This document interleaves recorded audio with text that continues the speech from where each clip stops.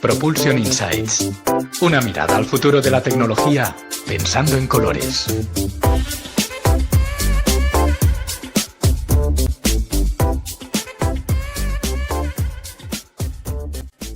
Hola, bienvenidos a este podcast en el que hemos querido traer a esta mesa virtual de debate un tema muy de moda últimamente, el Smart Working, que, en fin, por si no teníamos suficiente con todo esto de poner el apelativo de inteligente a todo, y si es en inglés mejor, porque tenemos smartphones, tenemos smart TVs, tenemos de todo inteligente, neveras, aspiradoras, lo que queramos, pues ahora nos llega también la onda del Smart Working, que es, bueno, pues el trabajo inteligente y para los que no sepan muy bien todavía este término a qué se refiere, pues yo creo que nuestros expertos de hoy no me regañarán si lo resumo mucho diciendo que es una metodología de trabajo más evolucionada y que va un poquito más allá que el teletrabajo.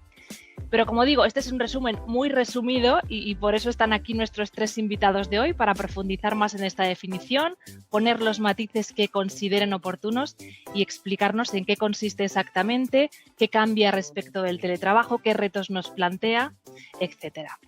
Así que voy a presentar ya, como decía, a nuestros invitados y voy a empezar por el único chico de esta reunión, David Blay. ¿No te quejarás de lo bien acompañado que estás? ¿Qué tal, Laura? Pues no, porque además es mi día a día. Yo siempre he trabajado normalmente con mujeres y estoy casado con una de ellas y tengo 2 niñas, así que me encuentro como en casa.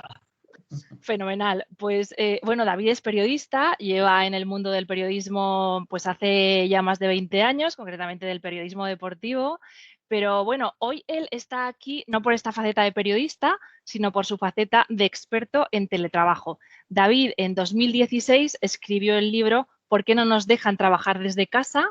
Y recientemente ha fundado y dirige la Escuela de Trabajo Remoto. Además tiene una charla TED en la que habla de teletrabajo. Así, sin duda es una persona con muchísimo bagaje en este sentido y cuya opinión nos interesa mucho conocer. Sobre todo yo personalmente, David, tengo curiosidad por saber cómo es este viaje del periodismo deportivo, que yo creo que todos asociamos mucho a estar a pie de campo, a teletrabajar. Pues no te preocupes que te lo explicaré. Y tiene que ver con los nuevos tiempos y también con la diversificación. Al final los periodistas no sabemos de casi nada, pero tenemos que hablar con mucha gente que sabe de muchas cosas y llega un momento en el que te piden que hagas algo que a lo mejor no estaba previsto inicialmente, pero que sabes que como mínimo puedes hacer decentemente, ¿no? Entonces, como luego además hay muchas cosas que te van gustando durante el camino, pues hay un momento que diversificas y que acabas haciendo algunas cosas que no estaban en tu mente cuando empezaste a estudiar la carrera. Fantástico, pues vamos a ser todo oídos con todo lo que tienes que contarnos. Vamos con nuestra segunda invitada, que también es experta en muchos ámbitos, pero en el que nos interesa hoy, y por eso nos la hemos traído hasta aquí, es porque conoce a la perfección esa tecnología indispensable que es la que nos permite teletrabajar y estar hoy precisamente hablando de Smart Working. Morín Manubens, ¿cómo estás? Bienvenida. Hola, buenos días, Laura, y buenos días, Pilar y David. Genial estar aquí con vosotros hoy. Morín conoce tan requete bien esta tecnología porque trabaja en Microsoft desde hace más de 12 años y, bueno, en todo este tiempo ha tenido diferentes responsabilidades en la multinacional, pero actualmente Morín se encarga de ayudar a los clientes a transformarse digitalmente y a darles a conocer pues todas estas herramientas para trabajar de forma segura desde cualquier lugar y desde cualquier dispositivo. Así que también deseando escucharte, Morín. Muy bien, pues no, yo con muchas ganas también de poder participar en este coloquio, en esta charla con amigos y hablar de un tema que yo llevo viviendo también en mis propias carnes desde hace muchos años. Nosotros en Microsoft tenemos esa cultura no solo precisamente del teletrabajo, sino de ese smart working y además de poder yo ayudar a mis clientes en la actualidad a implantar este tipo de culturas en sus organizaciones, pues evidentemente soy una gran convencida porque lo he vivido desde hace mucho tiempo y ha sido un pilar pues muy importante en mi desarrollo profesional haber podido beneficiarme precisamente de este tipo de culturas. Pues fenomenal. Me lo has dejado fantástico para que enlace con otra persona, porque dices, es un pilar, pues bueno, yo me he dejado para el final a una persona a la que quiero muchísimo, porque es compañera mía en Encamina. Pilar Ramírez, ¿cómo estás? Qué alegría que nos acompañes. Es mutuo, Laura. Yo también te quiero muchísimo y además me lo paso muy bien trabajando trabajando en Encamina y contigo. Así que encantada de estar aquí, que me hayas llamado para hablar de este tema que también me pasa como a Morín, que hemos sido compañeras durante muchos años. Yo además he trabajado en Microsoft desde el año 91, imaginaros, he estado en Microsoft como del orden de 27 años, con lo cual... Antes de ayer, nada. Antes de ayer. Quiero decir que lo de teletrabajar para mí pues ha sido una experiencia, pero que claro, ha evolucionado a esto que se llama ahora Smart Working y sí que podemos opinar un poco sobre todo cómo es por experiencia propia. Así que encantada de estar aquí. Bueno, pues Pilar, como ya nos ha avanzado, ella ha trabajado muchos años en Microsoft, actualmente se encarga del área de internacionalización en Encamina y es también la responsable de las alianzas con nuestros socios. Así que, bueno, pues Pilar, que sabe de todo y además es una persona súper polifacética, pues la verdad es que la semana pasada estábamos hablando y me decía Pilar, tengo que escribir un artículo sobre el teletrabajo y me empezó a contar un montón de ideas. Le dije, no, para, que mejor me las cuentas en este podcast que estamos preparando sobre Smart Working. Así que, bueno, gracias a los tres de verdad por estar aquí y para arrancar, y dado que yo he hecho una presentación muy breve y a lo mejor poco ortodoxa de lo que es el Smart Working, sí que me gustaría que nos ayudarais a acotar un poco más esta definición. Y con vuestro permiso, Pilar y Morín, lanzo esta pregunta a David, que creo que es el que nos puede ilustrar más en este sentido. David, cuando hablamos de teletrabajo, ¿estamos hablando de Smart Working? Ahora mismo no, aunque debería serlo, porque en realidad la primera experiencia de teletrabajo que ha tenido la mayoría de gente no ha sido positiva, porque había una serie de cifras justo antes de la pandemia que decían que solo el 4,9% de las personas en España teletrabajaban, pero sin embargo tú te ibas a estudios de Randstad y de Adecco y había como una sotoboche en la que hasta un 65% de personas decían que si no tuvieran miedo a preguntar a sus jefes si les dejarían teletrabajar, querrían probarlo.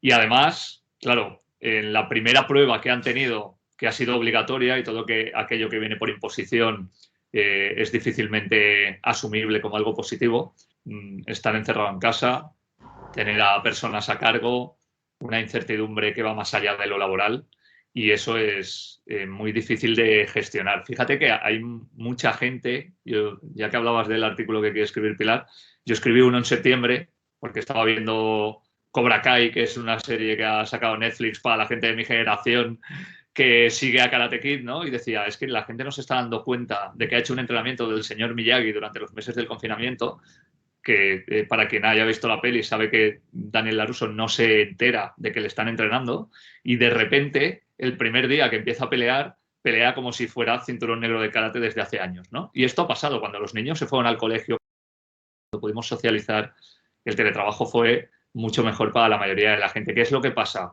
El Smart Working, que habla de inteligencia, es equiparable a las personas. Es decir, hay inteligencia en todo el mundo, pero para que esa inteligencia supere un poco lo que se espera de ella, tienes que formarla. Y el gran problema que yo creo que tenemos ahora mismo entre Smart Working y teletrabajo es que no ha habido formación para que el teletrabajo se convierta en Smart Working. Ese trabajo inteligente supone, en teoría, poder saber si tú rindes mejor por la mañana o por la noche, saber cuánto tiempo tardas en hacer las tareas, en ese caso, cuándo puedes compaginarlo con tu vida personal, qué decisión de vida tomas. Todo eso te lo permite el Smart Working y debería permitírtelo el teletrabajo, pero en la fase embrionaria en la que estamos, yo creo que ahora mismo están un poco alejados el uno del otro. Morín o Pilar, ¿queréis añadir algún concepto más a esta definición que ha hecho David? La verdad que muy interesante lo que ha dicho, todo lo que ha aportado, porque yo creo que sí requiere ese cambio cultural, es fundamental y sobre todo yo creo que lo que hace falta también en el mundo de la empresa es promover que se promueva ese cambio cultural, dejar de trabajar por subjetivos, como digo yo, y trabajar por objetivos, más allá de calentar una silla o que te vean o cosas de estas, ¿no? Yo creo que es ahí la asignatura pendiente importante, entre otras, porque tú has nombrado muchísimas cosas importantes, por ejemplo, lo de la conciliación, que le llaman así, lo que tú dices, pues más. Es decir, esa flexibilidad para nosotros, por ejemplo, en Encamina, son valores que los tenemos en nuestro ADN, ¿no? El tema de esto que has estado comentando. Entonces yo creo que sí que es una asignatura pendiente, esta revolución cultural. Efectivamente. A mí también me gustaría complementar con algo que ha dicho David y me ha encendido la bombilla. La formación es importante, ¿no? Que sepamos cómo tener que hacer esto, pero incluso yo aquí me pongo un poco más retadora y diría yo que antes de esa formación incluso tenemos, al final el cambio pasa... no cambian las organizaciones, cambiamos las personas, cada uno de nosotros, ¿no? Y además de tener que formarnos en ciertas capacidades, habilidades, herramientas, necesitamos también antes pasar por dos elementos previos. Entender por qué este cambio, asimilarlo y además darnos cuenta de por qué va a ser algo positivo para mí, para cada uno de nosotros. Esto cuando hacemos procesos de adopción y gestión del cambio es esta famosa metodología que llamamos ADKAR con las siglas en inglés. Primero necesito entenderlo y realmente decir, vale, lo entiendo. Necesito desear este cambio y luego ya me voy a formar, voy a practicar y voy a reforzar, ¿no? Que serían todos esos estadios. Pero necesitamos realmente entender qué hay de bueno para mí en esto, ¿no? Por mucho que yo creo que todos somos conscientes cuando hemos estado teletrabajando de esos aspectos positivos de este nuevo estilo de trabajar, pero hay que tener también muy claro por qué y qué hay de bueno para mí en ello. Y además, por lo que dice Maurín, yo te diría en 30 segundos, Laura, que ni todo el mundo quiere teletrabajar, ni todo el mundo puede teletrabajar. Entonces, lo primero que deben hacer las compañías es detectar quién sí y quién no, y luego también seguir una serie de pasos. Es decir, tú no puedes implantar el teletrabajo porque sí en un full remote para todo el mundo. Tienes que establecer pilotos, ver qué funciona y qué no, porque encima hoy todo es medible, y una vez que eso te vaya llevando, seguramente todo va a ser mucho más fácil. Leía el otro día en la información un artículo buenísimo que decía que cualquier onboarding de cualquier persona sin teletrabajo hasta que le llega al máximo rendimiento dentro de la empresa son 6 meses. ¿Por qué eso lo asumimos y no asumimos que hay que formar a la gente para que teletrabaje bien en 6 meses? Que parece que lo tienen que hacer ya de un día para otro. Y ahora que sacas este tema, David, habéis hablado pues, de más libertad, de más capacidad para autoorganizarnos. Ahora hablabas también de las compañías. Todo esto, claro, requiere de mucha confianza por parte del empresario, requiere también de una gran autodisciplina por parte del trabajador. Y al hilo de lo que venías diciendo, David, yo no sé si realmente las pymes españolas, por ejemplo, están preparadas. Mira, una de las cosas que más repito en las charlas es, uno, intentar romper los mitos. Se puede trabajar en pijama y no pasa nada, porque la gente que se iba al trabajo a casa un sábado se pone unas mallas y es igual de efectiva. Pero por esto justo que decías, te voy a poner un ejemplo mío. Tú decías, David ha tenido una cierta relevancia en Valencia y en España y alguna vez internacional. Mi primera conferencia internacional para un gobierno ni fue para la Generalitat Valenciana ni para el Ayuntamiento de Valencia, fue para el Ministerio de Tecnologías de la Información y las Comunicaciones de Colombia, que tiene una ley de teletrabajo desde hace 6 años y es el gobierno el que da cursos a las empresas. O sea, eso lo cuentas aquí y le explota la cabeza a la mayoría de la gente, ¿no? Entonces, ¿cuál es la realidad? La realidad es que no hay una confianza. De hecho, también había un estudio el otro día que decía que el 85% de las pymes, si la situación se normaliza en un año, quieren volver al trabajo presencial. ¿Por qué? Hay una parte entendible, que es que la mayoría de ellas son de que llevan 20, 30 o 40 años al frente de negocios que han funcionado y que han dado trabajo a mucha gente y que han puesto en marcha ellos o ellas mismas, y tienen una forma de ver las cosas en las que durante mucho tiempo han funcionado, pero también han visto que en 3 meses un negocio de 40 años se puede hundir y sin embargo no lo han querido asumir, ¿no? Entonces, a esa pregunta que me dices, no, las pymes españolas no están preparadas ni quieren estarlo, la cultura española no está preparada y te diría más, yo tengo la suerte de estar trabajando con un software que va a intentar hacer que la gente que trabaje en presencial, semipresencial y remoto pueda verse, digamos, como en una oficina virtual, y ese software que tiene una parte buenísima de compañerismo, en realidad se va a vender a los directivos para que controlen a sus plantillas. Y creo que ahí va a haber más venta que en la interacción entre compañeros que dicen que se echan de menos, pero luego se van a almorzar tranquilamente con otras personas y están igual de felices. ¿Y creéis que cuando llegue la vacuna, teóricamente, bueno, pues a partir del verano de 2021 la economía vuelva otra vez un poco a rebrotar? ¿Creéis que cuando llegue de nuevo el crecimiento económico, esto supondrá la vuelta al trabajo presencial, como apuntaba David? Yo creo que no vamos a volver al punto de inicio en el que partimos en este viaje. Evidentemente habrá una diferencia de adopción o de esa permanencia de modelos híbridos en función del sector y del tamaño de la compañía. Y yo creo que aquí sectores que están asumiendo mucho más rápido que otros el entorno híbrido o ese concepto de smart working, pues son unos que creo que a todos nos sonarán un poco de cajón, pues empresas de medios, todo lo que son tecnologías, telecomunicaciones. Pero vemos que poco a poco hay otros sectores que quizás podíamos considerar que en España iban mucho más retrasados, y David ha mencionado el ejemplo del gobierno de Colombia. Yo creo que aquí también, bueno, pues oye, diría que en este país también estamos viendo que el sector público, los organismos y las instituciones han tenido que poner en marcha esos esquemas de teletrabajo. Y sí que estamos viendo en nuestro trabajo con nuestros clientes que están pensando en que este tipo de trabajo híbrido continúe. Creo que también es muy potente la fuerza que hacemos cada uno de nosotros como trabajadores, en el sentido de que a mí me interesa poder trabajar un día a la semana o X días a la semana desde mi casa, por los motivos que sea, ¿vale? Porque me concentro más, porque concilio, por el motivo que sea. Y creo que también el impulso que muchas veces vamos a ver en las administraciones públicas y en las grandes corporaciones va a ir permeando hacia las empresas más pequeñas. Muchas veces vemos que procesos de transformación cultural empiezan a lo mejor en una gran empresa, pero van aplicándolo poco a poco a sus proveedores, estos proveedores a los proveedores de sus proveedores, y vamos viendo que al final va calando en las pymes. A mí sí que creo que es una gestión del desempeño en base a la responsabilidad y unos objetivos que sean medibles. Y desde luego, David, no puedo estar más de acuerdo contigo en que la pyme a día de hoy no está preparada y es un cambio cultural importantísimo. Pero vamos, yo siempre tiendo a ver el vaso medio lleno y creo que va a haber una serie de factores que nos van a ayudar a acelerar que este modelo nuevo de trabajo híbrido y smart working pues vaya viento en popa. Pues hay otro aspecto también que los departamentos de recursos humanos en este caso son los que han puesto un poco sobre la mesa, ¿no? Por un lado, el teletrabajo o el smart working permite la conciliación laboral y la conciliación personal, esto es evidente. Habéis apuntado también cifras que hablan de un ahorro de costes para las empresas. Hay un observatorio de recursos humanos que habla de un 30% de ahorro para las empresas en infraestructuras.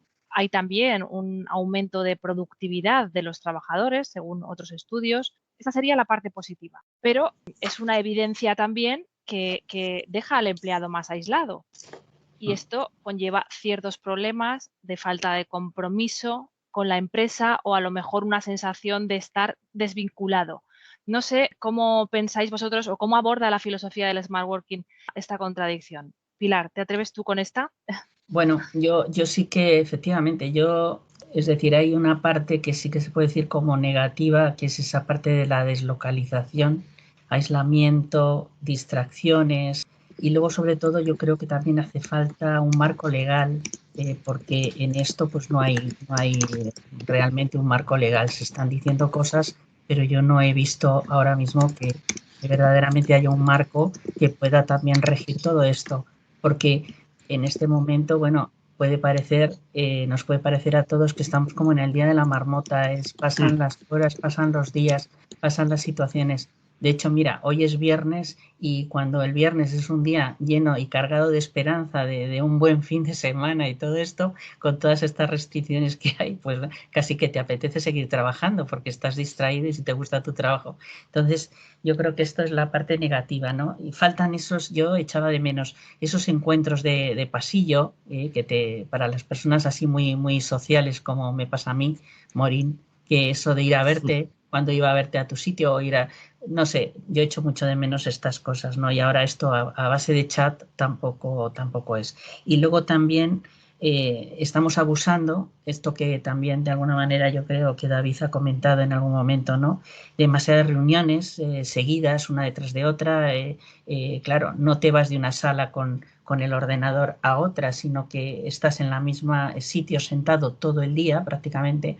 Entonces, bueno, pues eso es lo que hay que empezar a ver, ¿no? Hay algunas empresas que he visto anunciado estos días que están pensando incluso en dar a la gente, bueno, pues marcar un poco espacios de respiro, ¿no? De respiro entre call y call, porque esto de las calls, oye, mira, que me voy a una call, que tengo otra call. Entonces se está planteando incluso eso, ¿no? Tener espacios de reflexión, porque el cerebro no da para asimilar todas y cada una de las reuniones que tenemos una detrás de otra, las tareas, cómo nos las organizamos. Mucha colaboración, mucha comunicación, pero no está, es decir, yo no creo que esté funcionando esto adecuadamente. Yo vuelvo aquí, un poco también por lo que decía Morín, a la educación, ¿no? Claro. La gente se está poniendo muchas calls seguidas y en cuanto se te retrasa una, el resto van detrás. Y eso no es asumible, porque eso no hubieras puesto tantas reuniones seguidas en ese horario si hubiera estado en presencial. También es verdad que nos vamos a ir a un modelo que va a ser semipresencial, es decir, Sí. Yo no creo que vaya a haber full remote y va a haber gente que va a ir 1, 2 días o 3 a la oficina y seguramente ahí esa necesidad de socialización quede más o menos cercana. También os digo una cosa, en Encamina os lleváis todos de maravilla, pero yo con el 90% de la gente con la que he trabajado en mi vida, aparte de haber tenido bastante buena relación en general, solo con una persona me he ido de vacaciones. Es decir, mis amigos son otros. Y lo que me preguntabas al principio, Laura, ¿por qué has diversificado desde el periodismo deportivo a llevar la comunicación de startups, a ser presentador de eventos, a escribir un libro sobre teletrabajo, a dar conferencias? Pues mira, porque al final, en lugar de estar en la misma redacción con la misma gente todos los días, una de las cosas que he aprovechado del teletrabajo es quedar con la gente con la que yo quería quedar a lo largo de la semana. Entonces, o es alguien de mi sector con quien puedo colaborar o que me abre los ojos a cosas que yo no sé, o es alguien de otros sectores que me genera empleabilidad o un valor añadido para mi empresa, o es simplemente un amigo con el que tienes una charla distendida y de repente, como estás teniendo la tranquilidad de no tener la presión en ese momento de trabajar, muchas veces al rebajar esa tensión te vienen las ideas que llevabas mucho tiempo pensando pero que no salían porque estabas delante de una pantalla, ¿no? Entonces, uno de los mitos contra los que peleo es ese, que es verdad que la relación del día a día es importante, sí, pero yo conozco gente que se lleva auriculares que silencian el ruido para trabajar a las oficinas y no se relaciona con nadie. Entonces, bueno, yo creo que cada espacio tiene su parte y que al final no solo puedes relacionarte y debes relacionarte con la gente que tienes alrededor, sino que puedes ganar muchísima visión haciéndolo con otras personas siempre que tengas esta posibilidad de smart working. Estáis apuntando todos hacia un modelo híbrido más o menos para el futuro que, bueno, pues que inevitablemente implica pues todavía el combinar más el teletrabajo con nuevas tecnologías que van a crear seguramente pues nuevas dinámicas laborales. Y aquí me gustaría preguntarle a Morín, ya que tú trabajas con la tecnología más avanzada en temas de Modern Workplace en Microsoft, ¿tú te atreverías a augurar cómo serán esas tecnologías, hacia dónde vamos, hacia dónde van estos nuevos métodos organizativos? Sí. Morín. Pues sí, y más que augurar, también lo estamos viendo ya internamente, por lo menos, que empezamos siempre a trabajar con las versiones beta para probar en nosotros mismos pues cómo van a ser esas futuras soluciones que van a estar en nuestras plataformas. Yo aquí sí que, para mí la tecnología es un gran aliado, cosas que yo ya tengo recuerdos de mi asistente digital es, oye, quedan 5 minutos para que termine la reunión, acelerar, que os quedan solo 5 minutos.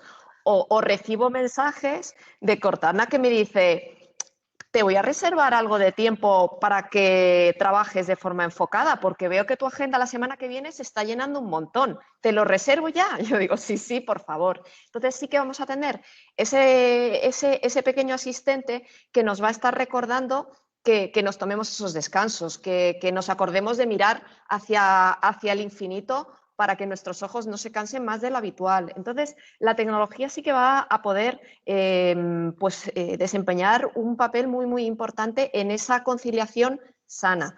Por ejemplo, otra cosa que a nosotros nos están llegando ya recomendaciones de ¿qué te parece si empezamos a cerrar el día?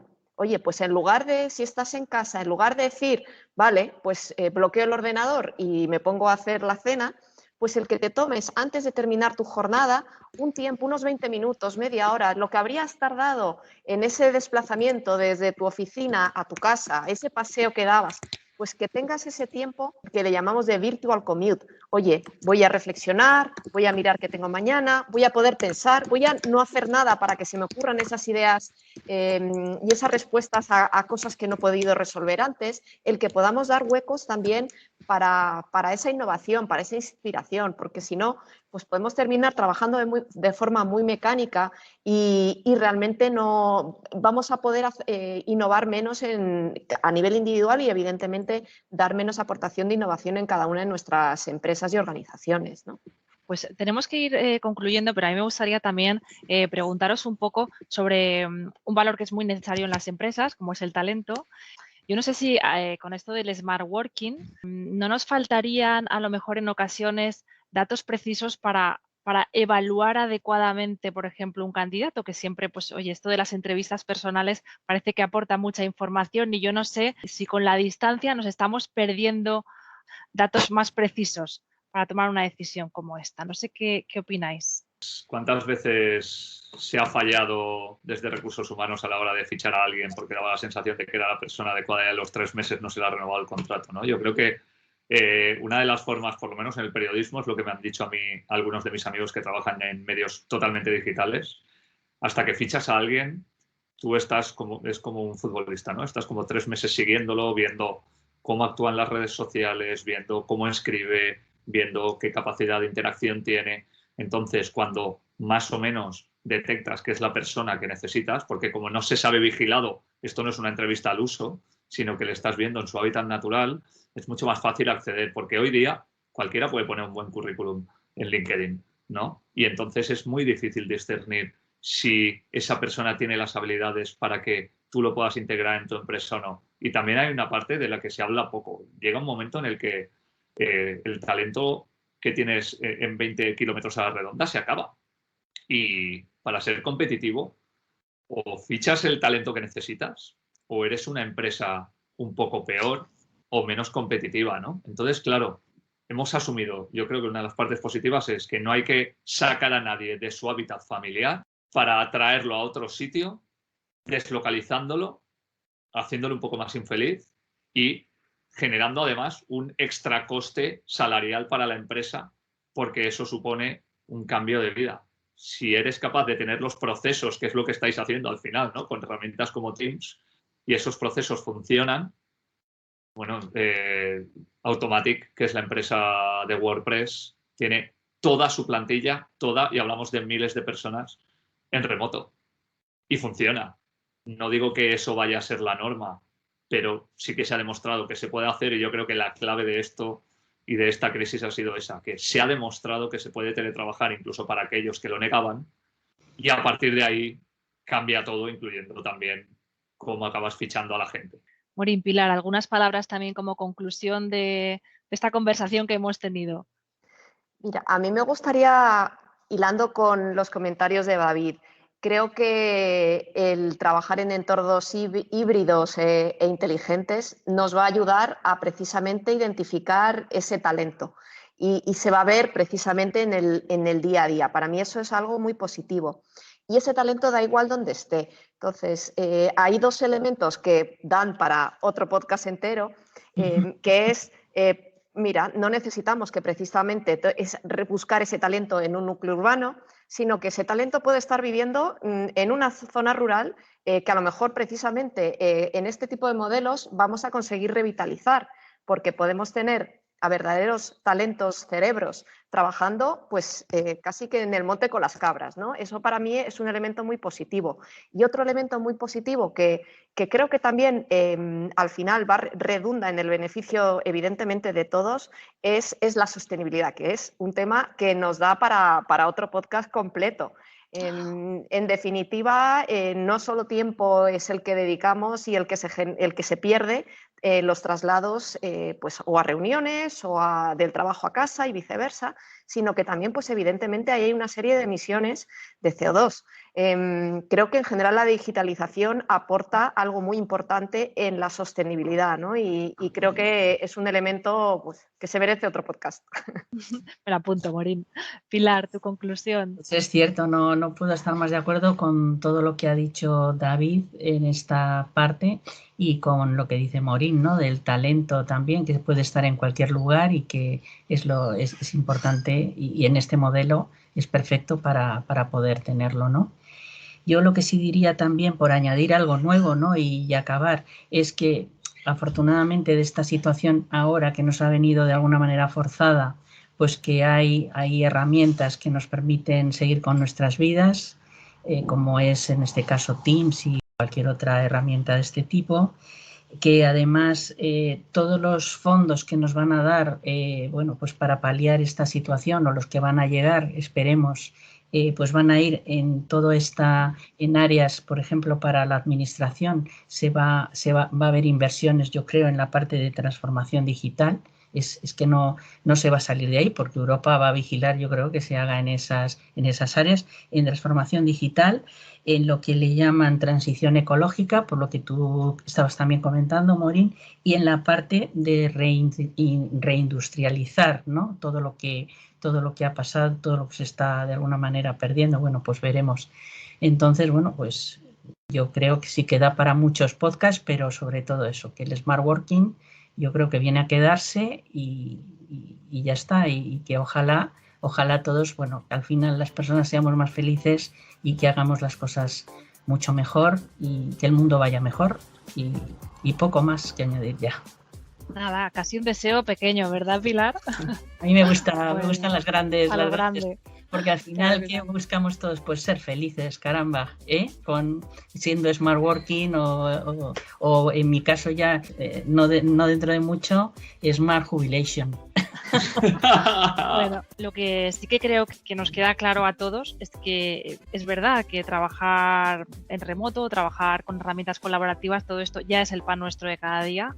Pero para lograr un auténtico smart working todavía nos queda camino por recorrer, sobre todo desde el punto de vista cultural que decíais de las organizaciones y como decía Pilar, pues ahora cada empresa tiene un gran reto por delante, que es conseguir ese equilibrio para conseguir sus objetivos de productividad o de competitividad con una plantilla que esté feliz y esté comprometida.